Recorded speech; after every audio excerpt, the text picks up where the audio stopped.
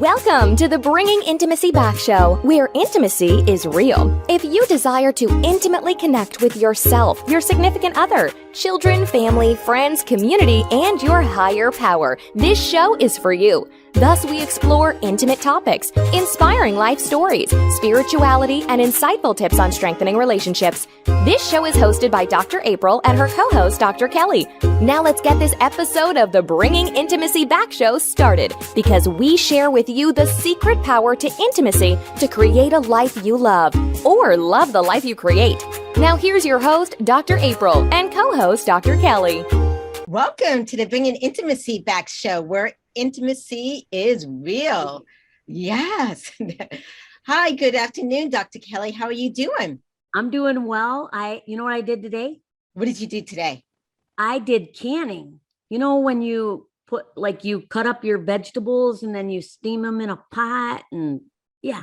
Yes, I remember doing that when I was little with my grandma in Charleston, South Carolina. I miss that. Yeah, we used to pick the peas and pick stuff and then go through the process of canning. Oh yeah, my niece's neighbor gave us the tomatoes, so I was like, hey, I'm all to it. And it's a process.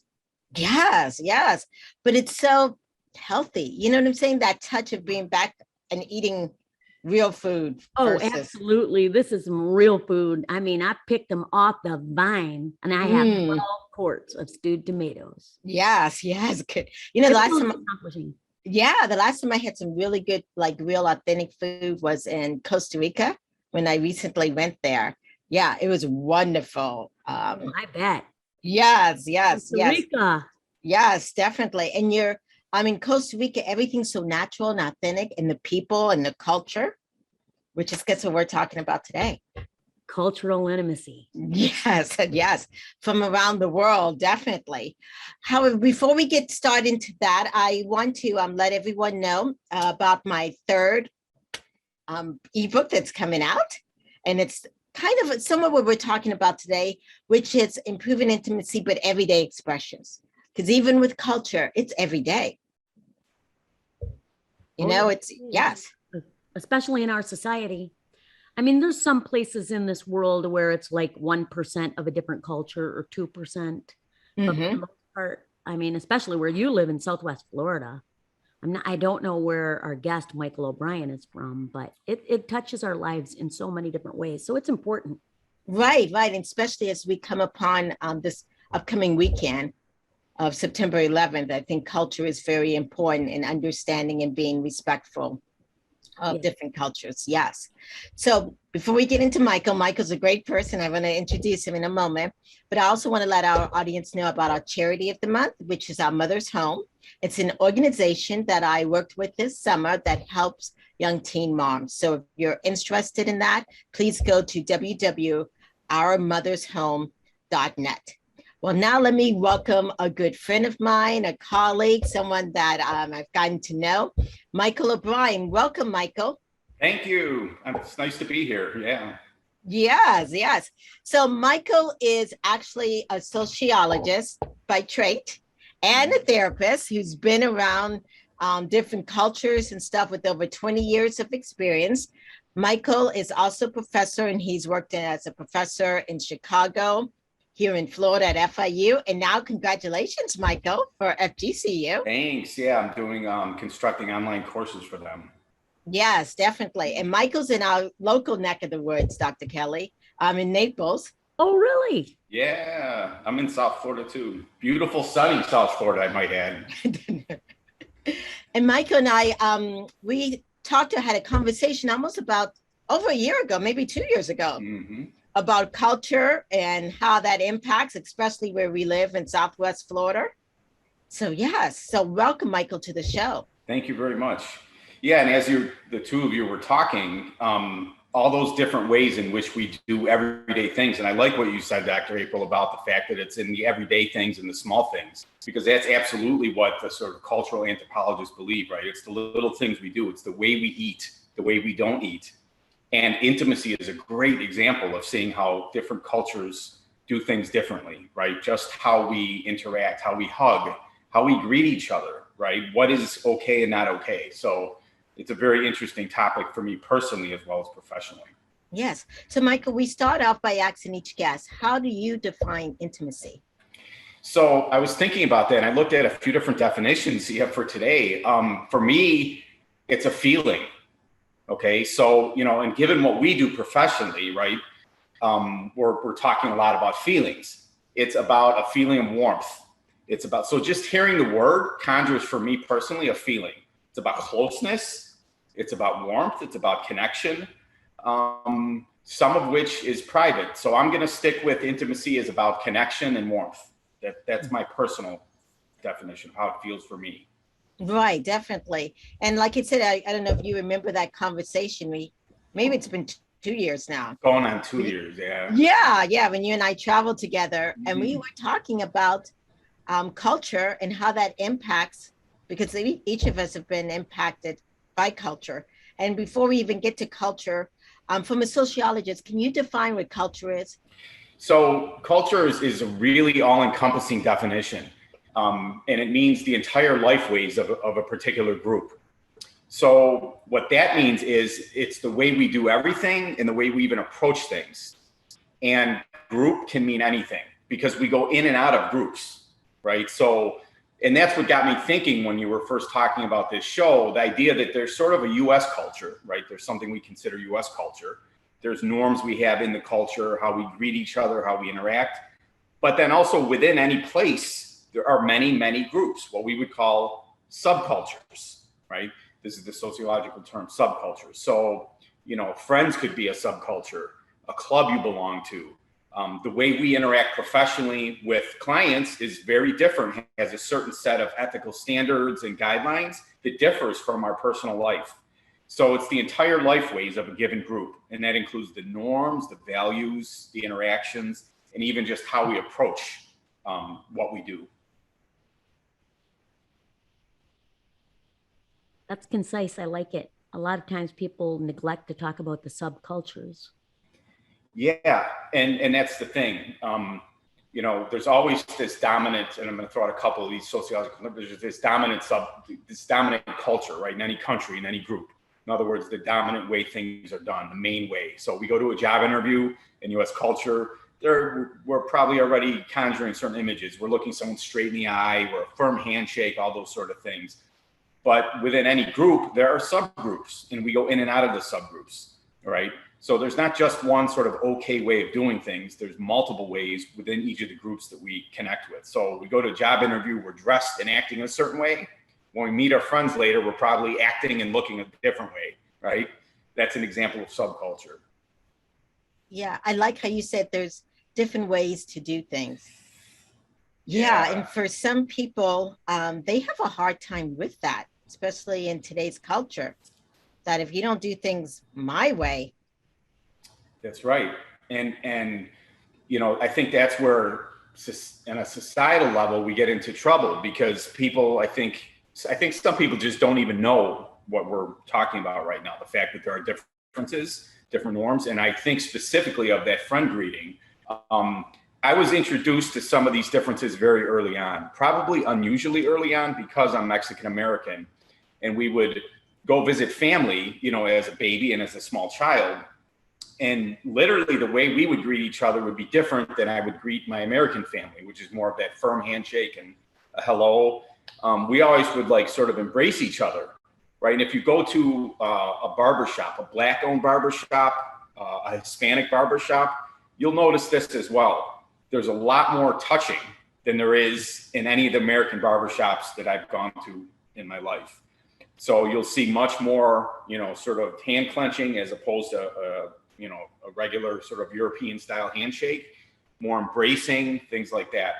So we really start to see those differences once we open our eyes to them. And I think that's a good point that you just made. We have to be attuned to the fact that there are these differences in order to be able to see them. What do you think about that?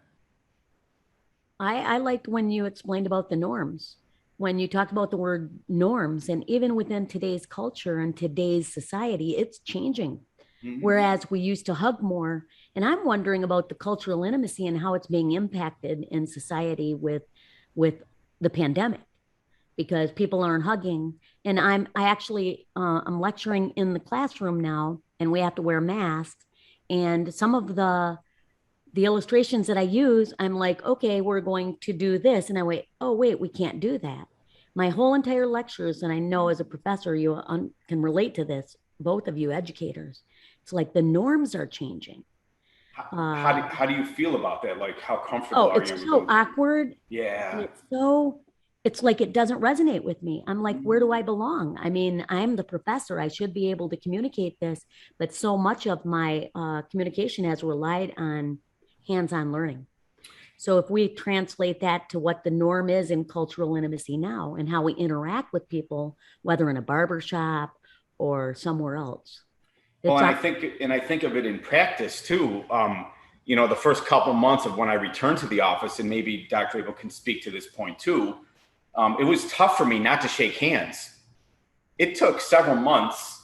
I had a way of doing this. This is, sort of a subcultural thing. I would shake hands with the person, offer them water or coffee or something. Well, all of a sudden, in the midst of COVID, I'm not offering them to hand them a cup of coffee, nor am I shaking their hand.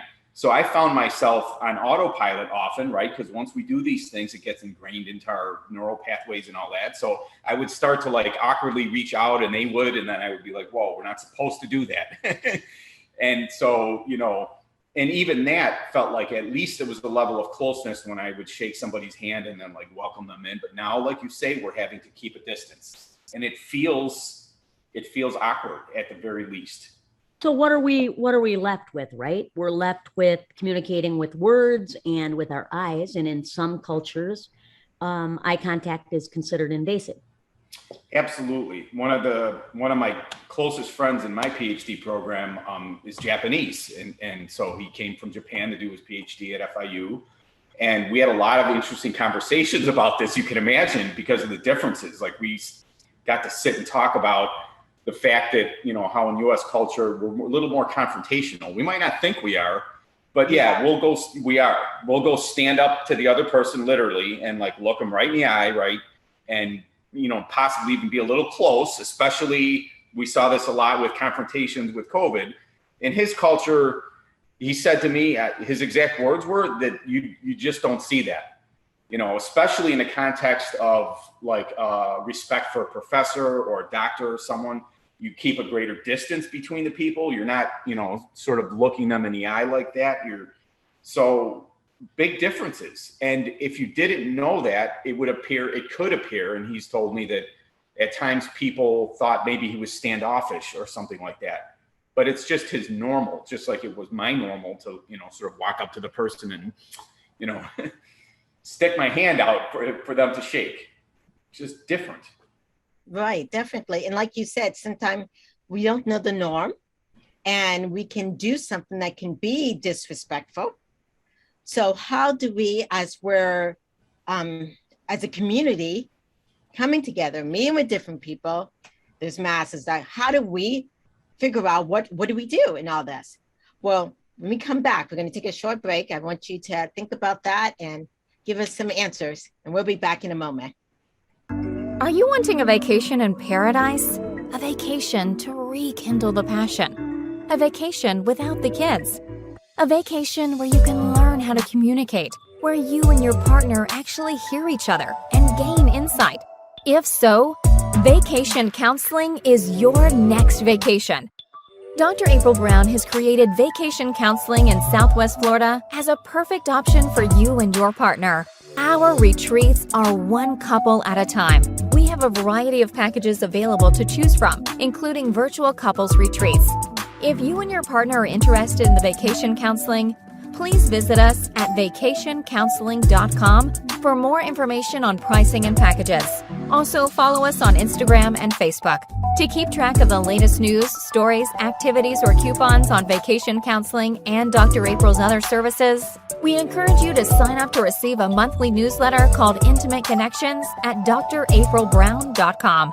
Remember, if you and your partner are struggling with communication and intimacy, and you all are looking for a retreat to connect, vacation counseling can be your next vacation in Southwest Florida.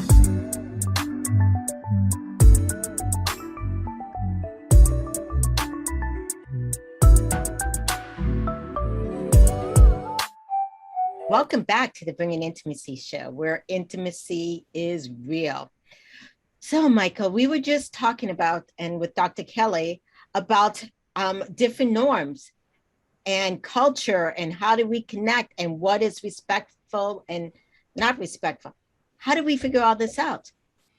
Well, I think on the one hand, considering the fact that there are so many different ways in so many groups, and the idea that we go in and out of these groups in any given day, right? So for those of us, and I know Dr. April is, I'm sure Dr. Kelly, you're tuned to it as well. When we go in and out of these groups, we're aware of those differences, right? So I think there's sort of some groups in America who maybe in all countries as well, but who aren't as open to seeing these differences, okay? And we don't have to like it or dislike it. So I want to kind of put that judgment on reserve, but just sort of accepting the reality that these differences are there, I think are a big step. My suggestion is to sort of take a breath when we're in these situations, literally, as you know, mindfulness is one of my mainstays of my therapeutic interventions. So taking a breath, observing what's around us. We have to have a willingness to see what the other groups are doing. And I have an example. When I moved, I'm born and raised in Chicago. Okay, so Chicago is the city of big shoulders, right? People get things done. It's a very pragmatic city, settled by, it was settled by indigenous people, and then German farmers came and settled the areas around Chicago and in Chicago. So it's a very sort of direct handshake, maybe a hug is how you would greet somebody normally, that sort of thing. So when I moved to Miami, I started getting uncomfortable right off the bat because everybody does this little sort of cheek to cheek kissing in the air, yes. Right? And when I say everybody, it really is pretty much everybody. Yes. Yes. Like the 2 kisses or 3 kisses. Some countries are 3 kisses. Right. In some are 2. Yes. And for me personally, from where I come from, that's kind of intimate. It's a little too intimate for me to just first meet somebody, or I met them once, and to be kissing them. That's right. So I did everything I could to resist. I mean, literally putting physical barriers at times. Like I'd stand behind a chair and like wave. So I did. Yeah. You don't like kissing strangers, Michael? Even hearing that makes me just a slight bit uncomfortable. Not really. I said, it's not my norm. My norm is that firm handshake or a Chicago hug, like, and then you move on with whatever you're doing. But so I literally would like stand behind something to see what would happen, right? Because I'm this budding sociologist and I'm going to figure this out with testing. And it didn't stop people. People anyways would, knock that out, come over here and kiss me. So I did eventually incorporate that. I sort of took a breath and said, okay, what am I going to do here? Am I going to spend the rest of my life, hiding behind appliances? Or am I going to find a way to meet these people where they're at and blend it into how I do it? And so, but I think there was a valuable lesson there that even for somebody who's aware of these issues can be made to feel uncomfortable. So I empathize with people and their potential feelings of discomfort. And I think that's where we, have common ground. I think that's the issue in the US. I think people get uncomfortable with other people's differences. I don't think it's as much they don't like it. It's just the discomfort. Hey, I asked you a question. Sure. Michael, when they were like surprised, did anybody say, well, I thought you were Mexican American? Like, did they infer that, hey, you should be comfortable. Aren't you Mexican? Yeah, and that's funny too, because when we would visit my family, they did it that way as well, my family there. So now, I'm thinking, well, I'm starting to notice all these different, there isn't just one way of being even for me. But I did get some of that because it was like, well, how come you're not doing it too? Because for them, it's not intimate. For them, it's the equivalent of my handshake. But then sort of fast forward, and when I would go back to Chicago, I did eventually start doing that automatically. And this is absolutely a true story. I remember neighbors, a good friend of my mom's, neighbors of ours where I grew up. And I went to kiss her on the cheek, and she was very taken aback, And again, I was hit in the face by this realization about these differences and just how ingrained it is for all of us to have these differences, right? And to react to them. but yes, now I can, now I'm much more attuned to these different ways, and I take a breath and, how's this person doing it? But, it's handshakes, it's hugs, it's kisses. That's intimacy. For me, it's intimate to have that skin contact, to kiss. It's not intimate to me to shake hands. Whereas for my Japanese friend, there's even a level of intimacy if you get into their physical space, right? They're standing a little further apart. Mm-hmm. And it's not to infer, for those of you that are listening, it's not to infer that this person is not a warm person. It's just that people have even different personal spaces. Right. So for our listeners, I want to tell you, if you want to call in and ask Michael or Dr. April or myself a question, you can call in at 1-888-627-6008. Yes. And so, Michael, I was just thinking, as we were talking about kissing and handshaking and touches, with this pandemic, it's brought almost also another type of culture that there is no really sometimes skin to skin contact. And there's some of us who maybe haven't been touched or kissed or no skin contact. In a very long time, I might add, perhaps, hypothetically. Yes. Yes. So from a sociologist's point of view, what is that doing to us as humans in the world? Yeah, I mean, so I'm thinking of clients I've even had this week. So I think people are still at the local level, at the grassroots, what I call the grassroots level. I think a lot of them are still, doing things that are sort of prohibited. So like the hookup culture with younger folks.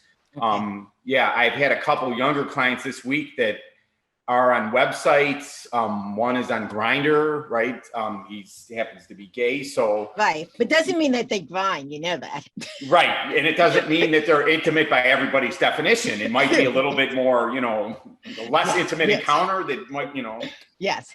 But so I think therein lies the difference of the definitions, right? So on a larger cultural level, right, we have these norms. We're not supposed to be doing certain kinds of things. So in practice, I'm elbow bumping or I'm not even touching at all.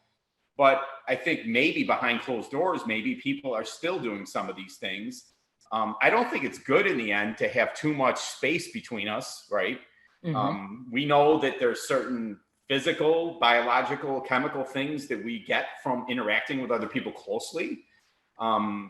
Besides just the sense of closeness, certain things from skin contact, like you said, certain positive things, even from orgasm and some other things, right, that right. We don't get, right? So it definitely affected people. And I saw a rush of couples clients right after the pandemic. I don't know, Dr. April, if you did too. Yeah. I still see a lot of them that, and touch is something that's lacking.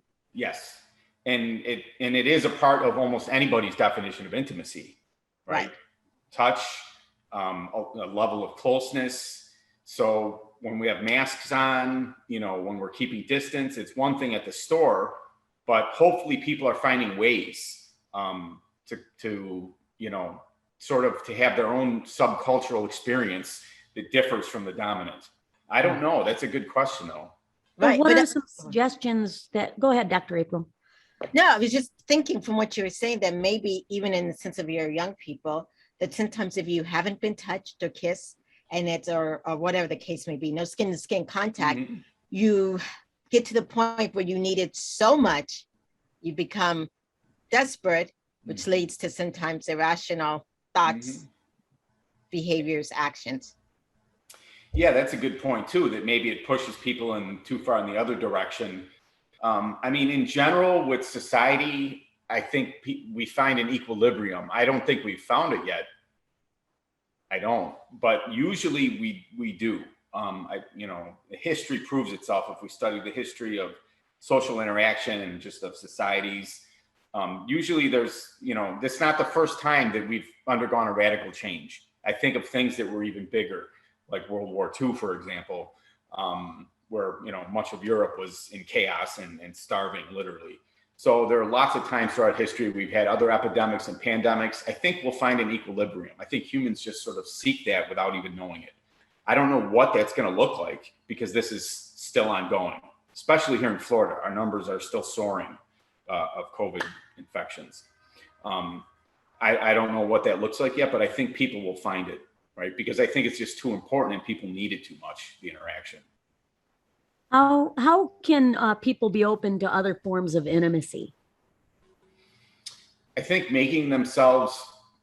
educating themselves, right?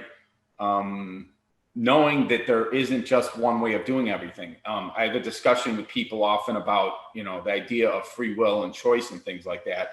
It's difficult to say we have much free will and choice if we don't know what the options are, right? If we think there's only one way of doing something and we do it automatically. An example I give, because occasionally there's like an 18 or 19-year-old freshman college student who's resistant to the idea that they might not know everything. So, yeah. So I say, when you first went in an elevator, or when you rode the elevator today, at what point do you remember somebody explaining to you the rules for how you ride in that elevator? Well, of course, there's no such thing as that. We know how to ride an elevator, how to greet somebody, how to eat, based on our culture and watching other people do it, right? Most knowledge is implicit, right? We're not told how to do it. We walk into an elevator and we're supposed to kind of look up, right? You're not supposed to say group hug. Right. Right. Especially now, right. I'd like to see that though. I want to, if you plan on doing that, let me record that. I have done that at the elevator there at Hodges University, and people just look. Now this was like 5 years ago. So, but I would wonder what it would happen if I say it now. I'd get a different response. Nobody did do a group hug, by the way, but now I'm sure that I would get a different response. I would, because you see, before I was using humor because nobody was talking. And now it would be something completely different because we're not supposed to hug in elevators. We're not supposed to hug and touch and, smoke cigars. And, instead we're supposed to pretend we're looking at our phones, even though there's no reception. Wink, wink, But so, and I think that has to do with also a closed space kind of thing, right? Mm-hmm. That we're close to each other. And I think a lot of people don't know how to do that, right? This is also gendered to an extent, intimacy, right? So, when is it okay in greater US culture for males to touch each other? And I mean, we know it's okay as therapists and as individuals, it's okay for anyone, but it seems to be based a lot around sports and contact sports. So you'll see football if you watch it on TV on Sundays, and you'll see men slapping each other on the butt. You don't see it as much in a mall, in a school, right? Right. It'd be unusual, but it seems to be okay. It's linked to violence. It's linked to the camaraderie of the game, things like that. So why is it not okay in other contexts? Well, in fact, it is. It's just not okay for that individual, possibly. But I think that's very interesting when you start bringing things like that up with people, and noticing that there are times when it is okay or perceived okay, right? Well, especially for you talked about gender. What about for a boy or a man to say, "I need a hug"? That's a great one. I actually had a client once that was ridiculed at school because he had asked a girl to snuggle, and he used the word snuggle in a sentence as a teenager. So, boy, did he get ridiculed. Mm-hmm. And it makes men's life more difficult, I believe, right? The fact that it's not as perceived as okay. And I go back to childhood, right? So if you're thinking about how a boy and a girl were comforted, it was a pretty common sight for me to see girls comforted by each other physically, right? A hug, literally gathering around her, so physical thing. It's just not that common with a male. If a male says he's hurting or he's crying or he's upset, you're generally not going to have a group of men come and sort of hug him and surround him. Play with his hair. Right. Just think even saying that, right? In a classroom, this elicits a lot of laughs, obviously, because playing with his hair, just holding him, dabbing his tears, it's like.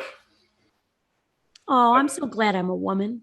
Yes. It must be so hard on guys. Well, and we wonder why some men have this issue with hypermasculinity, where they cover up, right? Because they still get hurt. Obviously, they're humans. Right, but they were told not to express their emotions. Not to express their emotions, and not even to ask for that soothing that we're talking about. Mm-hmm.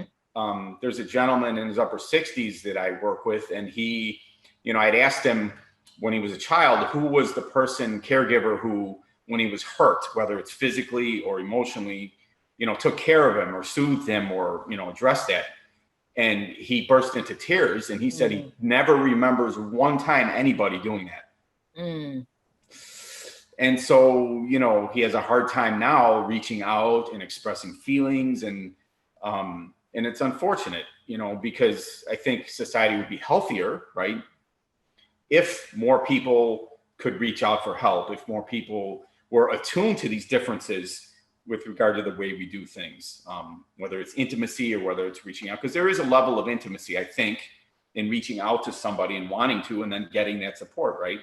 Right. And I was just even thinking, and this is a global thing, but even in the sense of the pandemic, it's not a Florida pandemic. It's not a United States pandemic. It is a global pandemic.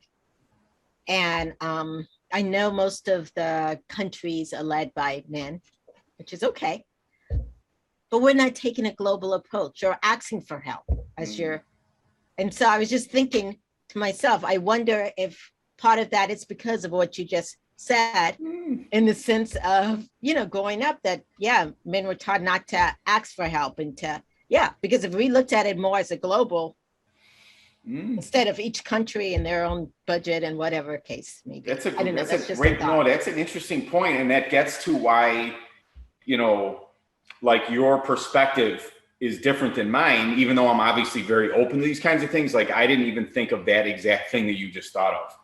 But yes, I do think that plays a role because, my political science background, I'm pretty well versed on international relations theory. And basically the prevailing theories are like, we're in a free for all, in the world, and we have to only do for ourselves and all that. That's a pretty aggressive, sort of mentality. And like you said, everybody wanted to blame each other's countries. Right. So it's China is responsible. Well, half the world's blaming the United States for not taking enough precautions. And then people within the United States are blaming Florida, and then they're blaming spring break. I mean, it just can be completely distilled. Right. Yes. If we only had more intimacy and cooperation. So, and that gets back to the intimacy, the connection. I think a lot of it is based on fear. I'd like to hear what you two think, but I think just intimacy, period, whether it's standing in an elevator, when Dr. Kelly, you say, let's group hug, and everyone is probably terrified, right? And looking down even further like this. I think it scares people. I think that openness, right? To be open, we have to be, somewhat confident. We have to be maybe not scared to be open to another person's ways of doing things. What do you all think about that? I think some people actually think that intimacy is more about affection, but also we can look at cultural intimacy from language and communication, because what about people that, we can't touch now and, the way that we used to or as freely, but how can we connect with people through communication? What are some suggestions that either of you, Michael, what would you suggest how somebody could have cultural intimacy through communication? Yeah, I think I've done that. I think we've probably all have done that in the work that we do. And that is by, sort of using warmer words, right? There's like cold words, warm words, or judgmental words, using more welcoming words, right? I've noticed a little more exaggeration with body movement, maybe even, right? Because I can't touch the person and hand them drinks and such. So maybe there's a little more of that. Maybe there even the talking about the discomfort. I've done that as well, bringing that up, right? Whereas before it's more perfunctory, it's more automatic, where we just kind of do our sort of motions and we come and sit down and we go to it. So I think that demonstrates in and of itself a level of openness and intimacy. I mean, we come from professions where we're sort of required to be more open than probably typical. But I think that helps too, because it lets other people know that we too are trying to figure this out. We don't have all the answers to how to do everything.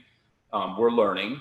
So I think letting other people know that, and I did, there was a few times I was like, well, I'm not sure what to do. And I told the person that, right? It lets them be part of the process. It shows them that I too am not 100% sure about how to move forward with this. And it does come out too and you know, I had a lot of people who are resistant to doing teletherapy. And I had somebody explicitly say that they really didn't think it was going to help them the same as it would be in person. And so those are things we didn't need to address before, right? Because for a while, that's all I did. And I know some people are still only doing that. So I think to your point, I think it's a great point, Dr. Kelly, that talking about it is the way that I cope with that. And the tool that I use is literally just putting it out there. Yeah, thank you for sharing that. And that's also when you talked about fear, it's also like you were saying, being open, that vulnerability, you know, that, hey, I don't have it all together.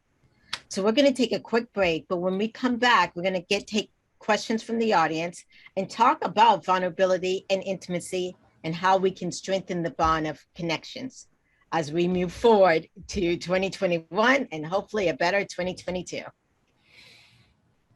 We'll be back in a moment. If you're listening, you have a pulse. If you have a pulse, you have stress. If you have stress, you should get a therapist. How do you find a therapist? You go online, type in therapist near me. Then you find a list of letters. LMHC, LPC, NCC. Ugh! How can you navigate and understand all this? Go to drkellyboucher.com. Dr. Kelly specializes in supporting people who suffer from stress, anxiety, burnout, and more. You can have help today. drkellyboucher.com. Welcome back to the Bring Intimacy Show, where intimacy is real. We've been talking with Michael O'Brien and Dr. Kelly Boucher about cultural intimacy. Dr. Kelly, do you have any questions from the audience?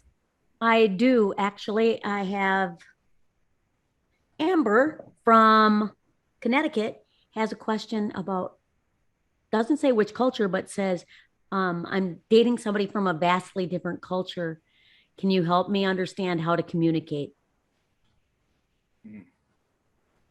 So that's to infer that you're having a difficult time communicating, I'm sure.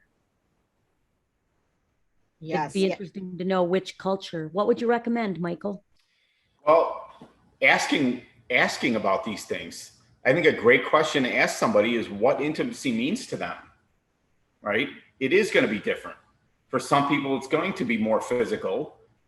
For some people, it's going to be, you know, more about emotional connection. You know, it may be a mix. It's going to differ from subgroup to subgroup. For example, there might be differences with regard to males and females, with regard to what ethnic group you're from, religion, you know, is going to be a big one. So I think, you know, asking somebody about these things is the easiest way to go. I'll have people on my, you know, when I have couples in, and sometimes I'll have one person sort of asking me the questions about their partner. Why does so-and-so do this? Why does he or she do this? I don't understand it. And I'll gently suggest that they ask the person sitting next to them. Yes. You know, it's more important to ask them than me, right? So the communication part, asking them their preferred way of communicating love. You know, what's your love languages? I think sometimes doing these assessments, even though they're not all like sort of scientific, can be helpful as well, right? So doing an assessment about what your love language is. But definitely just the open communication about asking them and also observing them in the context of their cultural background, I think helps a lot, right? How do they interact with family, with friends, so that we can sort of, you know, be open to their way of doing things. And observe, I would say, Amber, observe how they interact with their family and how they communicate with their family. Mm-hmm. See, communication is so important for intimacy. In fact, I say try to withhold. Now, correct, this is what I say for dating. I used to say to teenagers, you know, try to hold off kissing as long as you can so that you can become, you know, more intimate. And they're like, what? I'm like, well, it's hard to communicate with somebody's tongue in your mouth, right?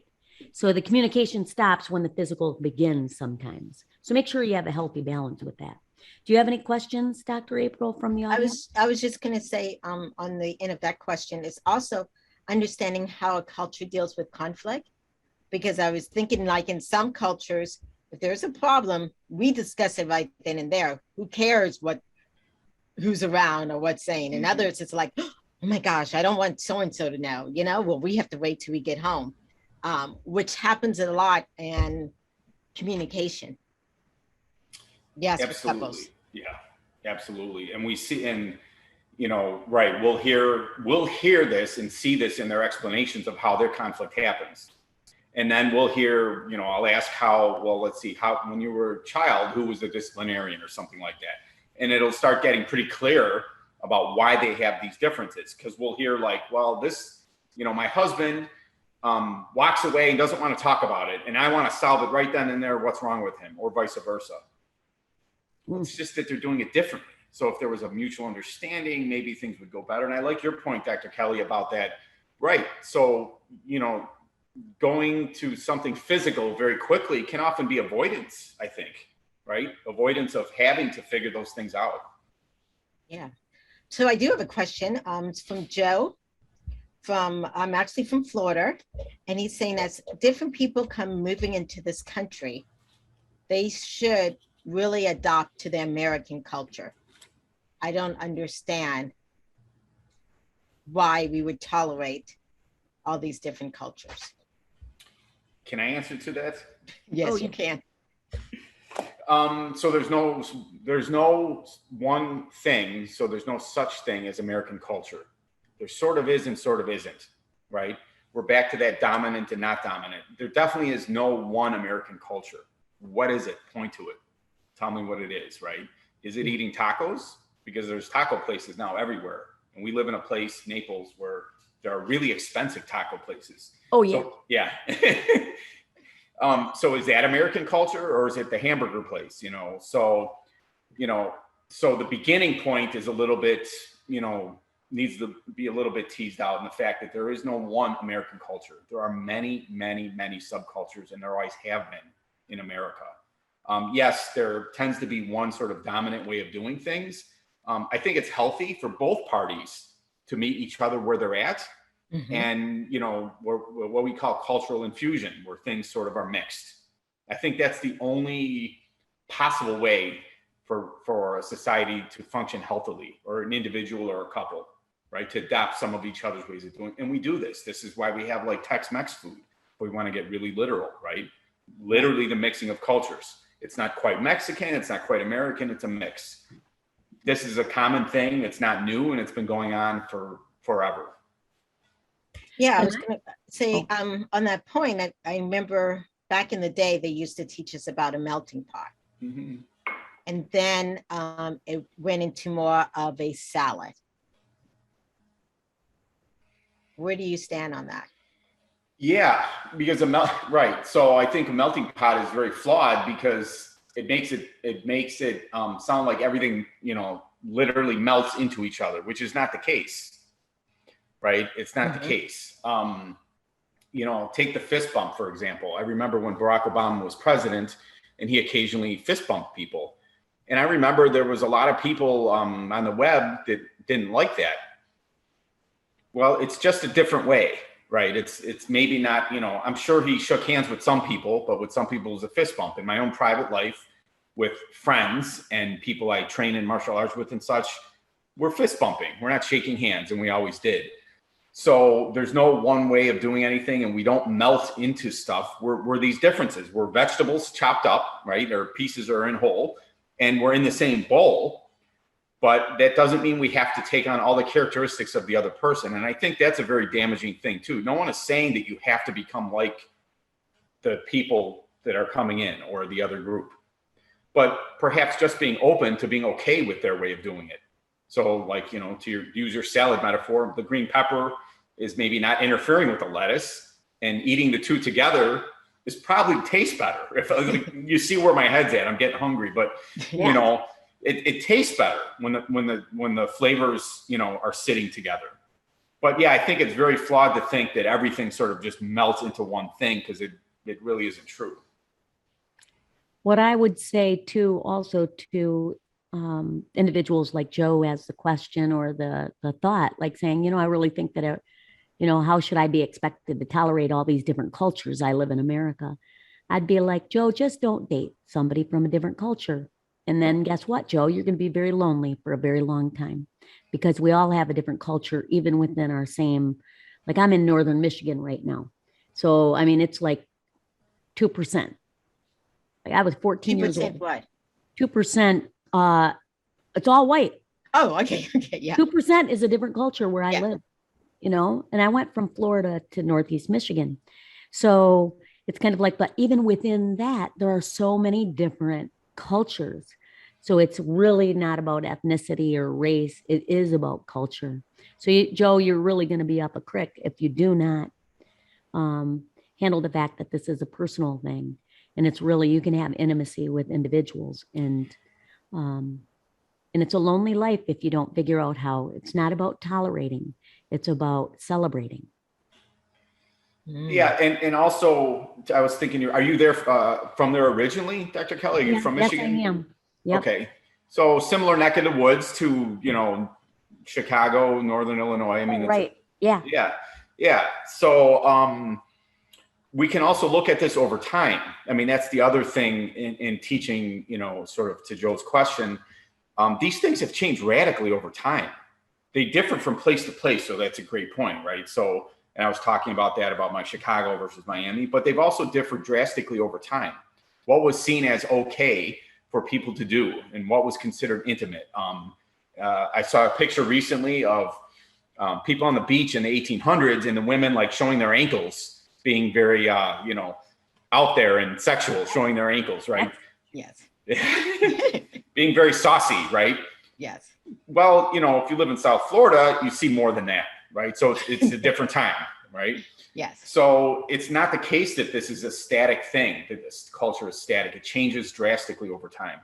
And sexuality and intimacy for sure has changed over time. Right. We think of Victorian as covering everything up. Right. When people and sociologists look at cultures through time, Victorian times, it was about covering up everything, long dresses, multiple layers of stuff. Now, not so much. So at what point are we using that sort of, this is our culture thing? It differs from 50 years ago to now, and it's going to be different in another 20 to 50 years, to your point. And if we don't acclimate to these differences, we get left behind a little bit. Yeah, that's true.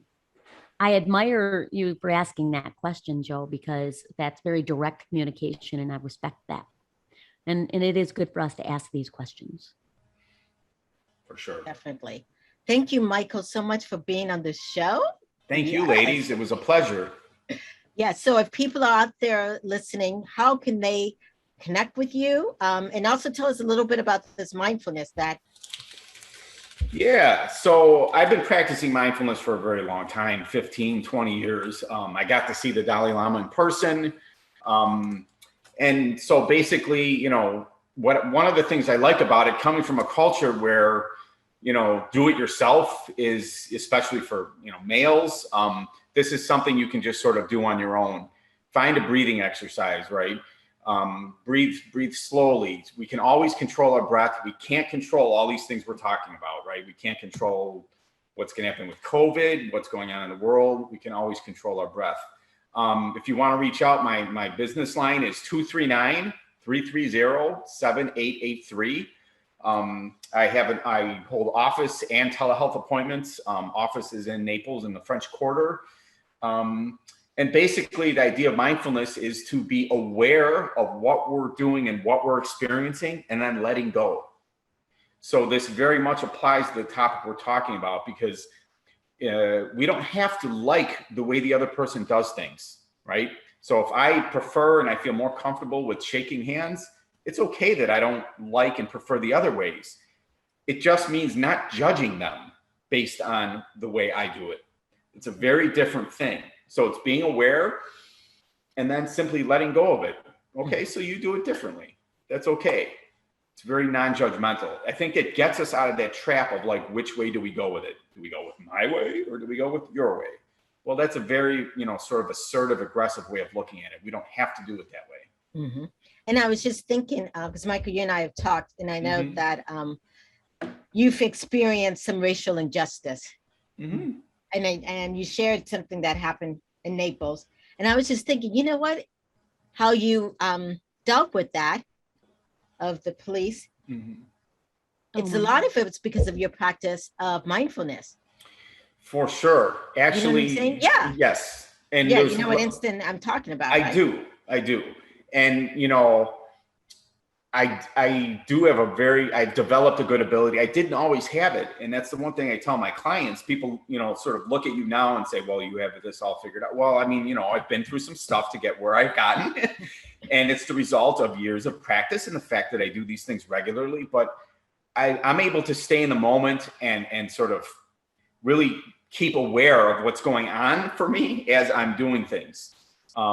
That helps in all facets. It helps with stressful interactions like the one you're talking about. It helps when I teach. So in a variety of contexts, it's useful for pretty much everything. So I'm like such a huge proponent that, you know, it's improved my life on a personal level, but for sure in these stressful situations where, you know, we're not in control, because that's inevitably what the feeling is. It's a loss of control. So, you know, sort of the police lights get thrown on and we see them, everybody gets a little bit nervous when that happens, I believe. You know, I've asked people, I've asked classes, and everybody gets nervous. But we need to stay present. We need to be aware of what we're experiencing and what we're feeling in order to be able to be our best self. Because in the end, I know what all three of us want, right? We want people to be their best selves. And I think that helps. And I think that most people really do want to be better and have, you know, be kinder and have a better self. And certainly no surprise that we have like podcasts going out the roof. Like people are educating themselves and learning. And so thank you so much for that, Michael. You're welcome. And speaking about podcasts going through the roof, congratulations, Dr. April, on the Bringing Intimacy Back show, which many of you know or may not know that it's in its 11th year. So the first 10, you know, over a decade of doing this, and you're in the top 200 for Apple Podcast on relationships here at the Bringing Intimacy Back show. Congratulations on that. So for those Thank of you you for that your are help listening, this year. oh, well, you're welcome. So subscribe to the Bringing Intimacy Back show on your favorite podcast, whether it's Apple or whatever other player you're listening to. Subscribe, follow us on Instagram, of course, Facebook and YouTube.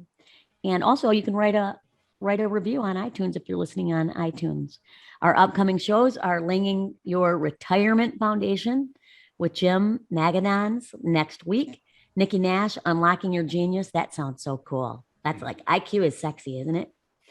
Sitting with God. I went from saying sexy to God in the same. September 30th with Rich Lewis, Sitting with God. You know, be still and know that he is God. October 7th is Jorge and Denise Suarez, Affair Recovery. I'm so interested in that. So thanks so much for listening. It's been great spending time with you, Michael O'Brien. Thank you. Yes. Thank you, Michael, again. And thank you, Dr. Kelly. You guys are welcome back. Of course, Michael, anytime. Yes. Wonderful. And this has been the Bringing Intimacy show, where intimacy is real. See you guys next week. Bye. See you then. Bye.